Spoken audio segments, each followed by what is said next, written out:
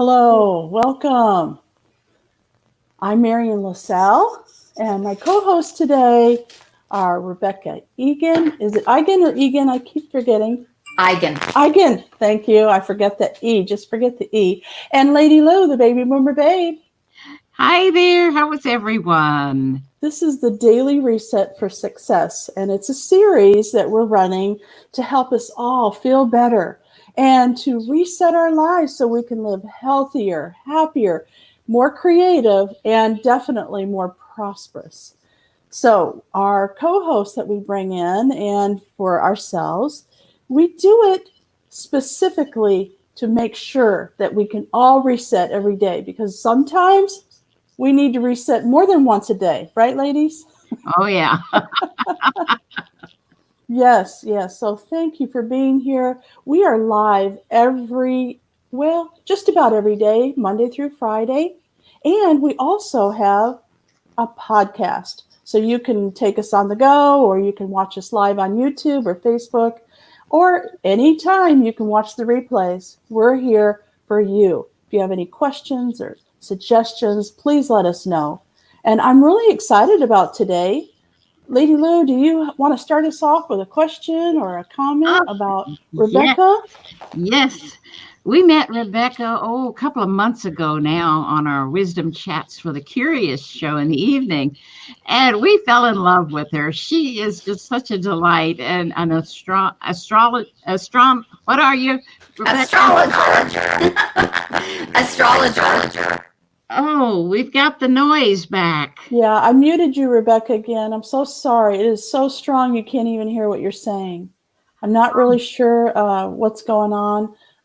However, if you could unplug and then plug back in, let's try it one more time. Plug your earbuds in, plug them back in. All right, is that better? Oh no, that's worse, much worse. Worse. Can you unplug the Yeti and just use your headset mic? Yeah. We're sorry, audience. I thought we had it fixed. And I realized that my headphones had pulled out, and they make such a short cord on them anymore. So I plugged mine back in.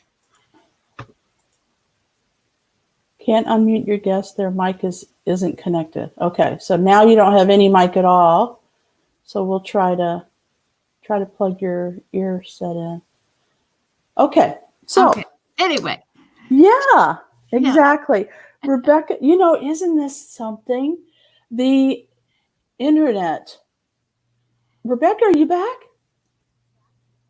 No. Oh, we can't hear you at all now.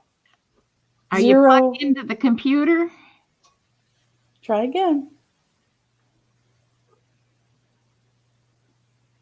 So you're not muted, but we can't hear you. So your ear set, is that plugged in? Did you unplug it and plug it back in? And remember, pop it out just one little notch. Boy, the computers can really wreak havoc on us. Some days it's not us, it's out there in the ether sometimes. There's nothing we can do about it. No, we can't hear you at all, Rebeca. Sorry. Something's not plugged in right. Yeah. But you're not muted, so you're good. Okay.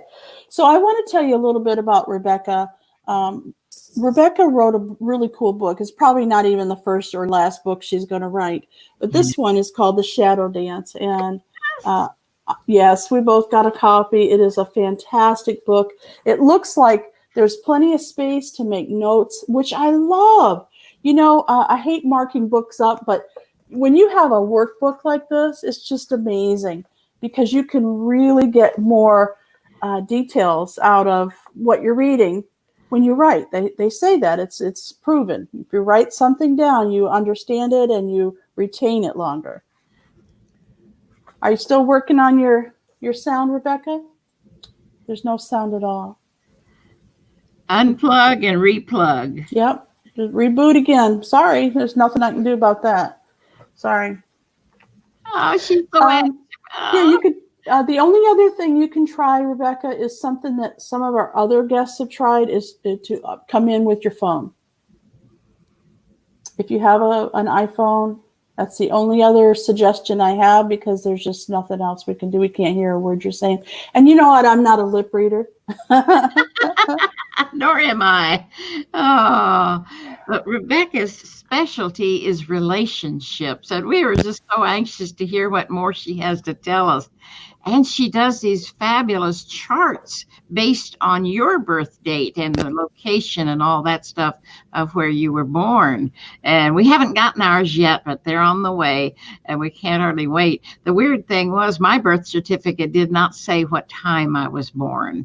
And I'll swear I thought it did, but we found the original, and it does not say that. It's just, maybe I'm so old that they didn't do it back then. I don't know. Can y'all hear me now? Yes. Yay! Yay! But I can't hear y'all. Uh-oh. Oh. Dear. No. Modern technology, it doesn't always work perfectly, does it? Oh, this is weird. We can hear you fine, Rebecca, but she can't hear us now. So I can't hear y'all at all. okay. Why don't we just turn it over to her? How do we turn it over to her? Oh, she's going to come back in. Oh, okay. Sorry, folks. While she's gone, let's talk about birth certificates and times that we were born and things like that. Yeah. So, believe it or not, Lady Lou was under the understanding that they don't have records that far back because she's so old. But they do, because I had to get my birth certificate, and I'm almost as old as you are, because I needed a passport. Yeah. And I do know that they have it. They hired people to put everything on microfiche back in the day, and then I'm now with digital. They put all that information on there. They can go back. I think it's probably because people are really interested in their heritage. They're interested in their background.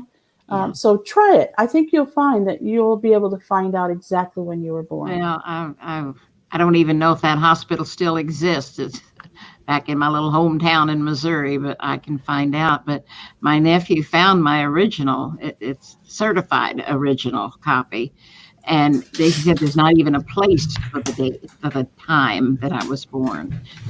Okay. Can you hear us? She's back. Yes, Can you hear us? Fine. She can't hear us. Oh, I can't hear you all. I don't understand. Try unplugging this. Unplug.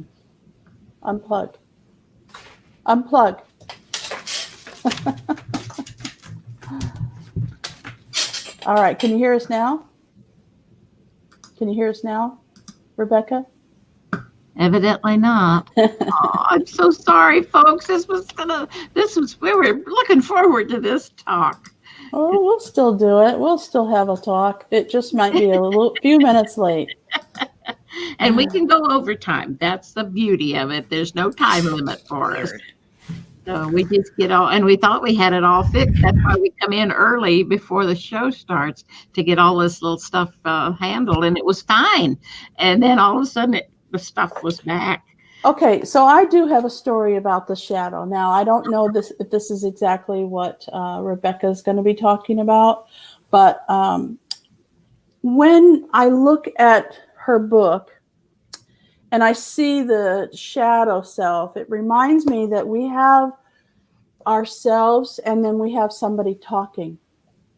We have somebody telling us, eat that donut, stir up that chocolate sauce in the ice cream, do the things.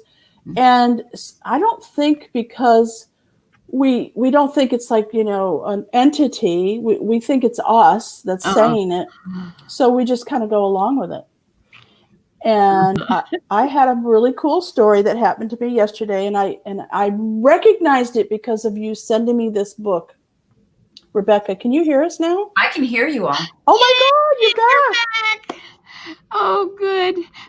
Well, do you want to finish your story, yes. Marian? Let me finish my story. Okay. So I get Rebecca's book and I'm looking at the shadow self and I'm thinking, I bet you, I haven't read her book yet, but I bet you it has to do with this. So I'm driving my dog to the groomer, and I turn the corner and I have to come around like a U shape, and I see what in my mind's eye says donuts. Okay, so I see the Firestone, and I know right behind that is Dunkin' Donuts, and I'm thinking, oh, a donut. After I drop the dog off, I could have a donut. And then I thought, now wait a minute. You're supposed to be my friend, right? You're supposed to be me. You're supposed to be protecting me. You know, this person that's talking. You know, I'm trying to watch what I eat. I'm not doing sugar right now. If you were truly my friend, you wouldn't. And I heard that shadow self say, you're right. I will not do that. I promise to, you know, at least for the next 30 days, I'm not going to bother you about those sugars that I want. Okay, I'll leave you alone. And I thought, well, thank you. So I'm thinking, oh, I have a split personality here. No, no. It was really, truly a revelation for me that I could talk to that part of me that was trying to get me to do something that was pleasurable, but not good for me. There you go. Good for you. Oh, we're so glad you're back, Rebecca. That's a very good story. And just know that we can all talk to our shadow, right, Rebecca? We all do all the time. Uh-huh. We don't even think about it, I guess, huh? Well, why don't you give us a real quick little background on yourself, and then we can go overtime. No, there's no problem with that. We're going to give you your full slot here because we want to hear what you have to say. So tell us your little background, and then you can launch into what it is you would like to talk about. All right. Well, my background is that I have been studying astrology for over 30 years. So I've been working as a professional astrologer for probably the last 25 years. Mm-hmm. And because it took me 5 years of intense obsession to even learn it. That's how hard it is to learn. Mm-hmm. And then I found out about Carl Jung through a famous Swiss Swiss astrologer, actually she's from England, Liz Green, who does this psychological report, and she's both a Jungian analyst and an astrologer. And in there, she talked about this shadow, and I didn't know what that was, and I ignored it. I mean, I just put it aside and forgot about it. And then 2 years later, a woman who was one of the founders of Centerpoint, a community center here in Houston, started a different classes and stuff, and she offered me some cassettes, and I listened to some cassettes, and these cassettes were actually of a priest who was an Episcopalian priest at Christ Church Cathedral downtown. I started listening to him, and he was very intriguing, and he was saying things I didn't understand. And I decided I wanted to meet him, so I go with her because I want to put a face on these cassettes I'm listening to, and I couldn't stand him. The hair was rising on my arms, and I was sitting there. We went to the Sunday school class, and I was just staring at him. And then we went to the mass, and I was so uncomfortable, and she could feel it. She could actually feel my body changing. And she said, "Do you want to leave?" And I said, "Yes." And I went home, and I obsessed about him because what I saw was that he was cynical and depressed. And I couldn't stand that. It was like, that man is so cynical and he's depressed. I should go give him a positive thinking tape or something. And then I remembered the word he said. He said the word shadow. I go to the closet. I get this out. And it says in here, she has paragraphs in here about your shadow, which I didn't know what that was. So I read it. And it said, because of your amazing optimism and inspiration and intuition, because I'm all air and fire, the negative parts of you are unrealistic, which becomes pessimistic. Oh. And cynical is the opposite of ideal. If you're so idealistic, the exact opposite is building up in your unconscious, and you don't know it. You don't know it.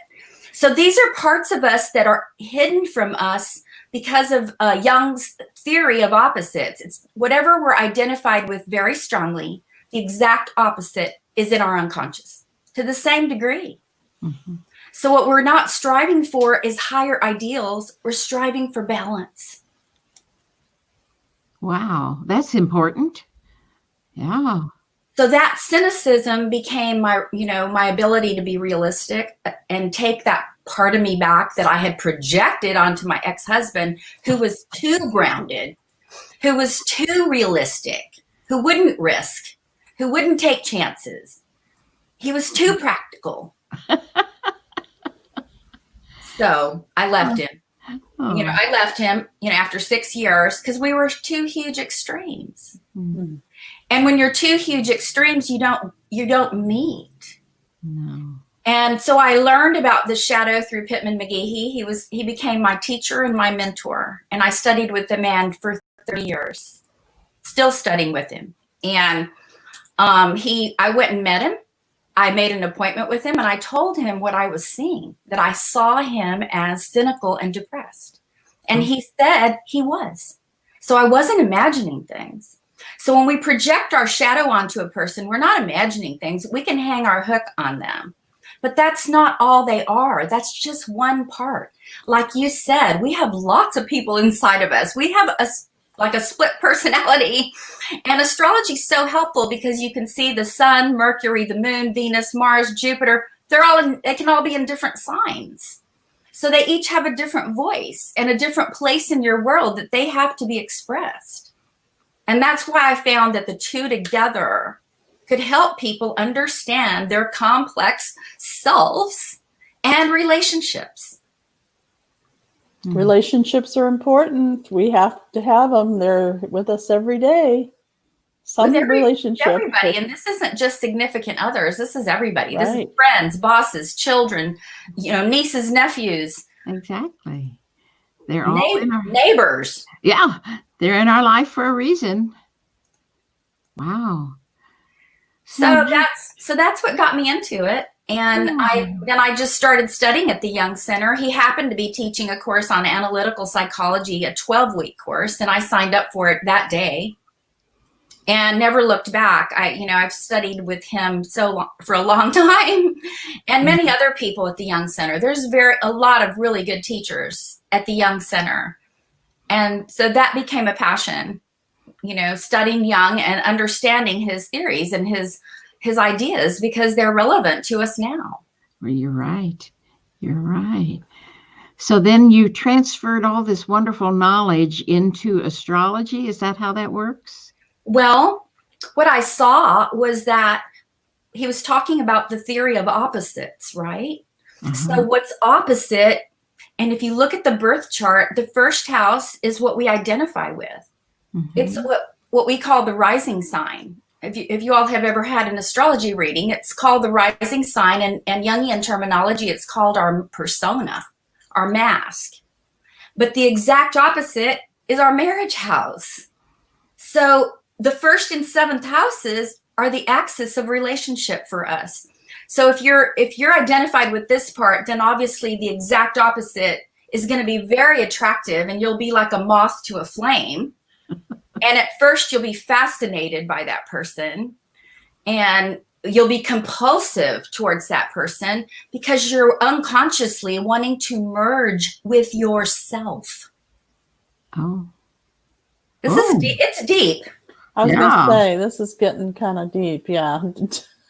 I mean, Jungian psychology is deep, but it's very interesting because you can see it everywhere. Once you start seeing the opposites, you can see it in everything and everywhere. Mm-hmm. If one person is an extreme, the other person starts unconsciously doing the opposite extreme. If you're too bossy, the other person will start being passive and passive aggressive. If you're too, anything. If you're too happy all the time and you have this smiling face and nothing bothers you, you marry a very depressed and moody person. Oh. Why? Why would you marry that person? Because they're living out the part of you refuse to be. Oh. It's amazing. Oh, I had not thought about it like that. Okay, so I have to talk about this now. I watched this reality show called Married at First Sight. So they have all these psychologists. There's 4 or 5 of them. And they get thousands of people that, put their submissions in. They want to get married, right? They want to have kids, a family, whatever. And so they match them up the best that they can. And I've noticed that sometimes they match people up because they're just alike. And other times they match people up because one has something the other one wants, and same thing, type of thing. And it's fascinating to see how fast that they start fighting. Like, this is not what I asked for. You're a jerk, yeah.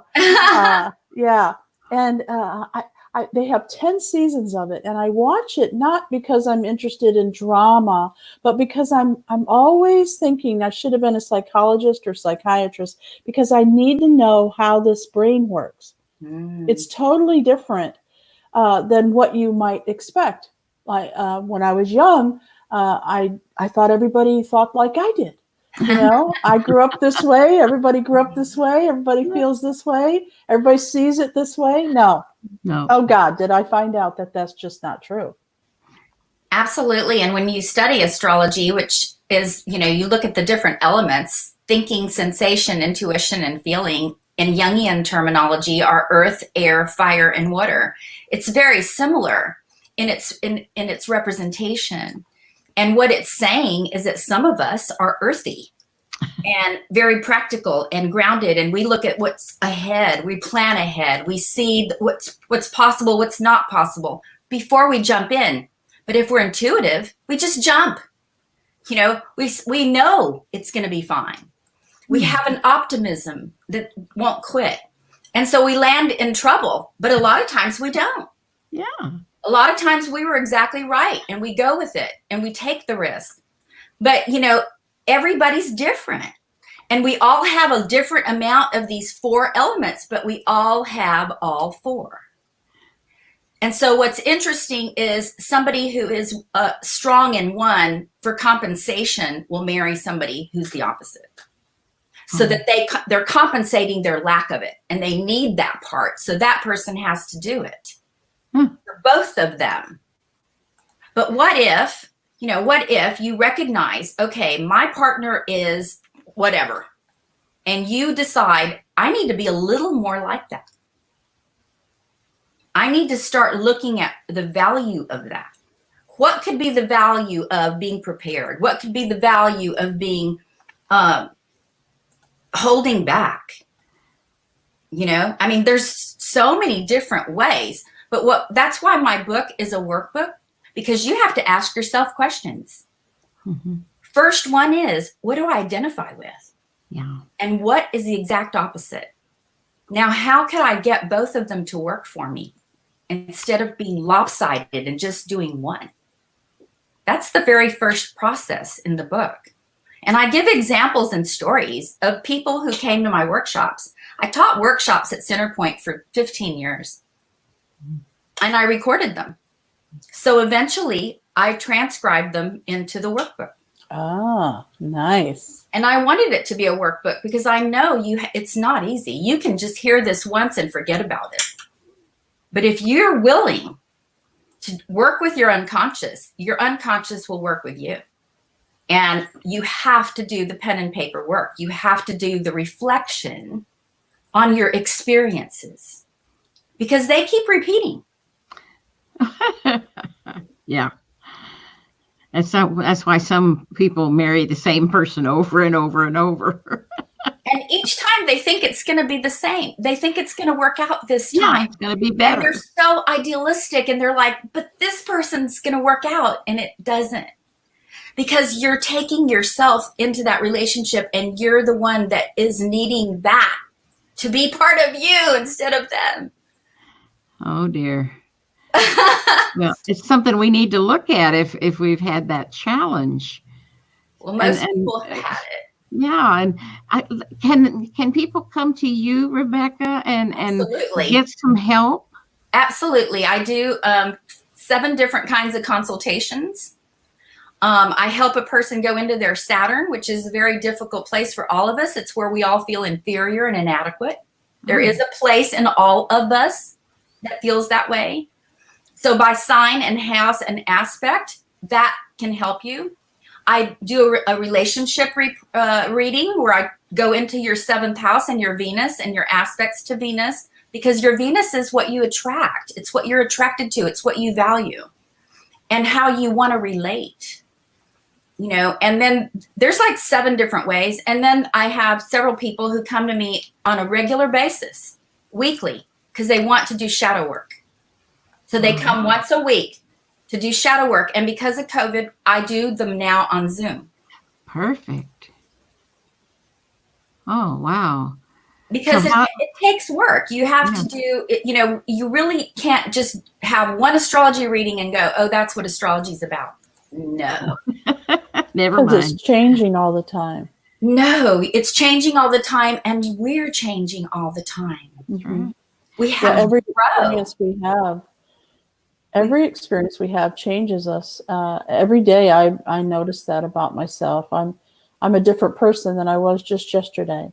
Mm-hmm. And sometimes I'm disappointed in myself, and sometimes I'm like, you go, girl, you got it. Yeah, you handled that well. Oh, you handled that so well. Yeah. Exactly. Well, how did people reach you? Do a phone number or email or a website? My website is shadowdance.com. And my phone number is 281-799-2900. Oh, you went too fast. Wait a minute. 281-799-2900. Marian's going to put it up on the screen. Yeah. And I have a YouTube channel. Oh. And I've been doing Facebook Lives. So every week for the last 13 weeks, I have been doing Facebook Lives only on Fridays at 12 noon. And those are YouTube channels. And you gave me the idea right now that I'm going to add them to my podcast. Okay. I've got an echo. Can anybody else hear it? Mm-mm. Okay, so Rebecca, you do all of your work on Zoom now because of COVID. When this is over and everybody relaxes and feels comfortable, will you once again start doing personal one-on-ones? Yes. Do you do groups? I haven't, but I'm right now working on a webinar. And the webinar would allow people to come in and go as they need to work on it. With lessons and different videos and lessons and cartoons and different things that will help you to do this work. Do y'all remember, I'll just say one thing. Do you remember Mickey Mouse, the cartoon that this big black thing was chasing Mickey Mouse?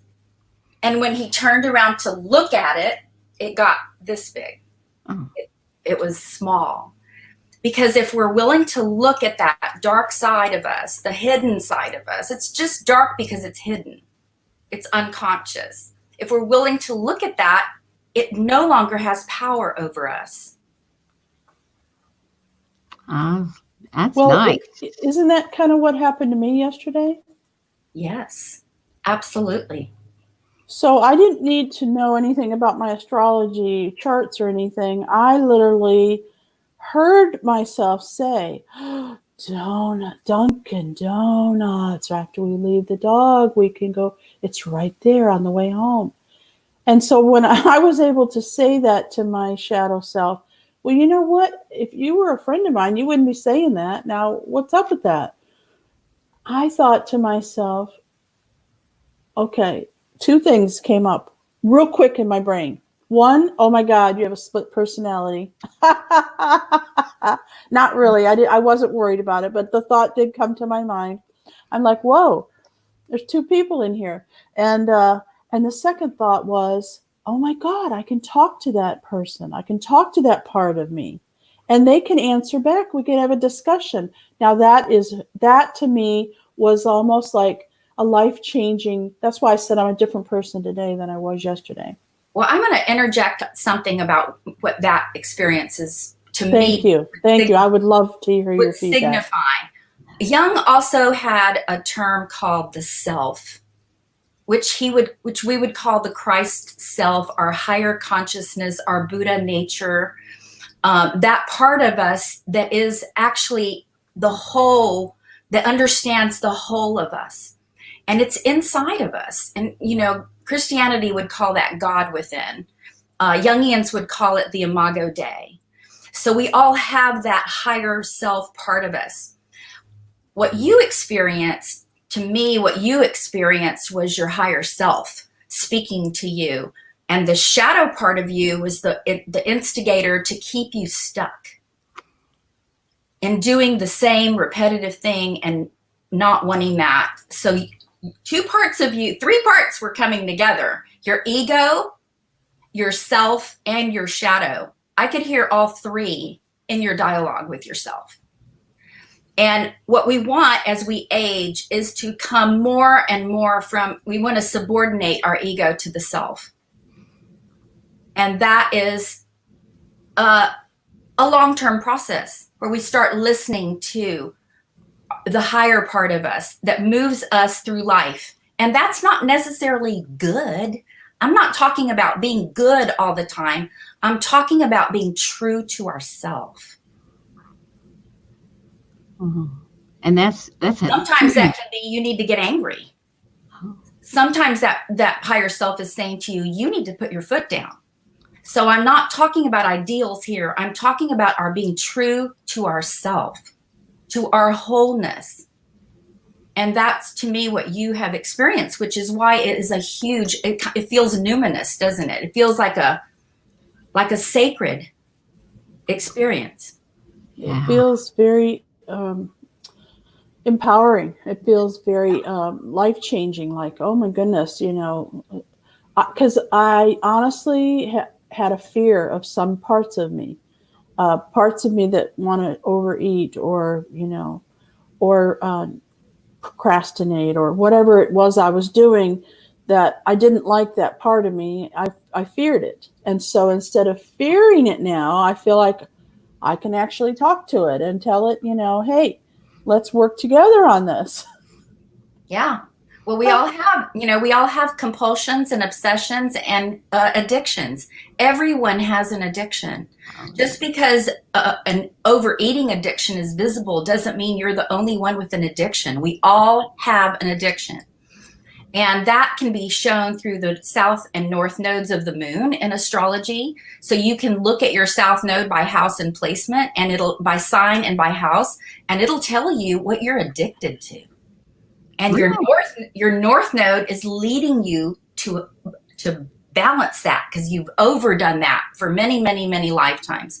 This is based on reincarnation. And you don't even have to believe in reincarnation. You can just say, that's how my parents were, or that's how my upbringing was, or that's what I learned growing up. And this is who I really am. And the North Node is leading you to that place. So that is another consultation that I do.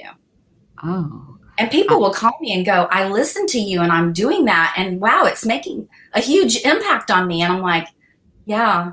I mean, when I started doing myself, when I started looking at my North Node and being that, it helped balance me from the over addiction to the other side. Uh-huh. So is all this in your book? So there's people, a lot to this. Yeah. Is it some of this stuff in your book so they can read about it? The North and South nodes, I don't talk about in my book. That could be a future book, but it will be in the webinar. Ah. And that webinar will be ready when?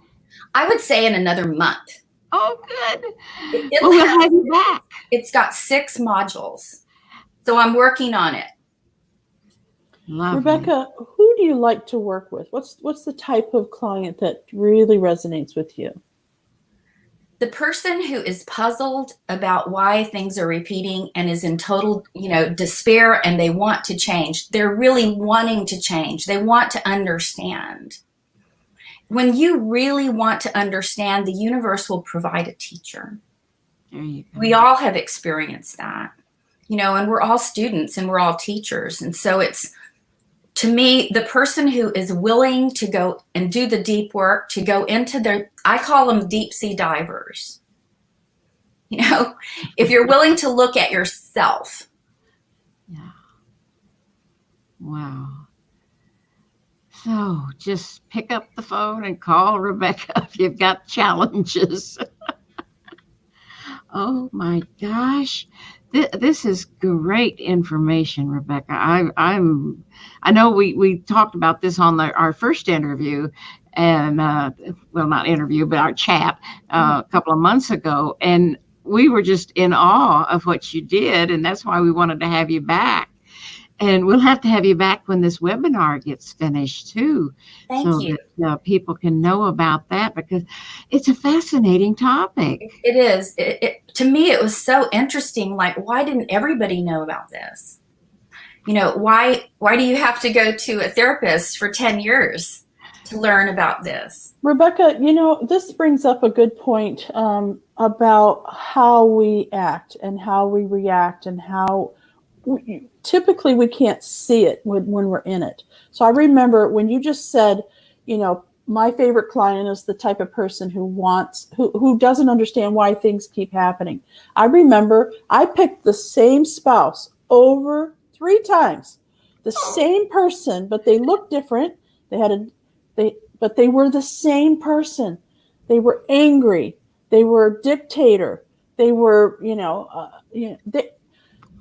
they were a loner. They didn't want to. Why would you want to be with somebody if you're a loner? Okay, you're making my life miserable. And I kept thinking, and I asked my friends, Lady Lou knows this. I would say, I'm about to tear my head out. I will not pick another spouse because I have a bad picker. I'm going to let somebody else do it. I couldn't understand. I think it's because we're in it. We don't get it.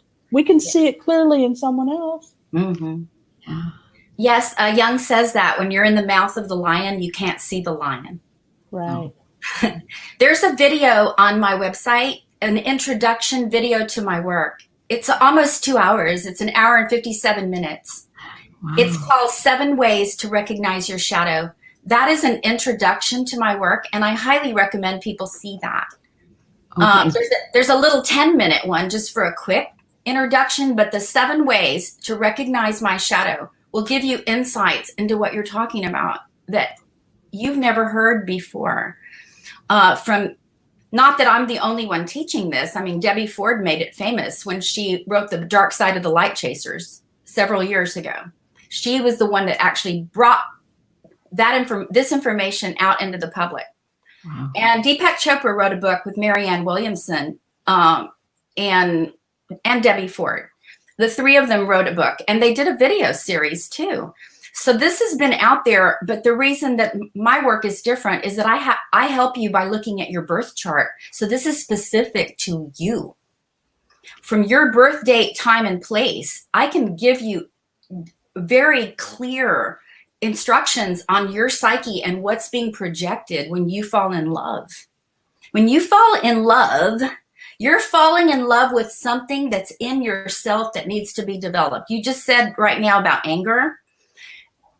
One, you're either projecting it and you're asking them to carry it for you, or you see them as doing it and you're not like that. That's called projection. And then the third thing is you're inflicting that on people all over the place, but you're unconscious that you're doing it. Those are the 3 ways that we project parts of us that are unconscious onto others. And when we're married, I was married. When we're married and we're 2 extremes, we don't see it. We can't see it. We just see something is wrong with you. If you would change, I would be happy. But the truth is both people need to change. And the reason my logo is the way it was is that the shadows need to come in front, not in back. Oh. And would you believe I designed that before I even knew very much about this? I didn't design it. The unconscious designed it for me. So the shadow is in the front. Yes. Wow. I didn't have our shadow. Wow. And when I designed that, it was like 1993 or something. I didn't even know that much about this information.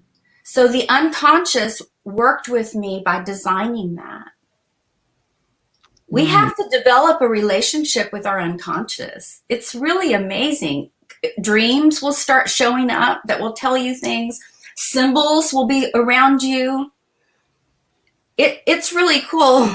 It's called synchronicity. Did you by chance have a chance to look at the thumbnail I made for today's show? Yes, I did. And that was very cool.